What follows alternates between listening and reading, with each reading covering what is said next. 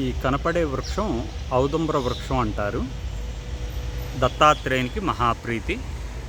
దత్తాత్రేయుడు ఎంతో కాలం ఈ ఔదుంబర వృక్షం దగ్గర ఉండి తపస్సు చేశారని, ఔదుంబర వృక్షం దగ్గర పూజిస్తూ అక్కడ స్మరించటం వలన సాక్షాత్తు దత్తాత్రేయుడు ఆశీస్సులు ఉంటాయని భక్తుల విశ్వాసం.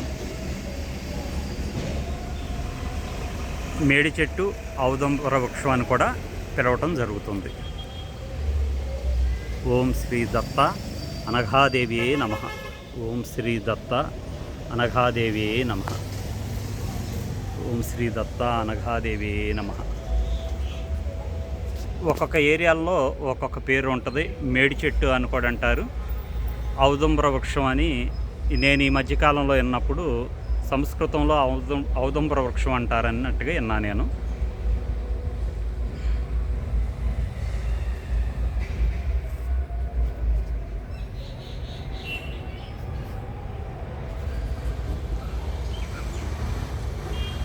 ఈ దత్తాత్రేయుడి గుడి. ఓం శ్రీ దత్త అనఘాదేవియే నమః. ఓం శ్రీ దత్త అనఘాదేవియే నమః. ఓం శ్రీ దత్త అనఘాదేవియే నమః.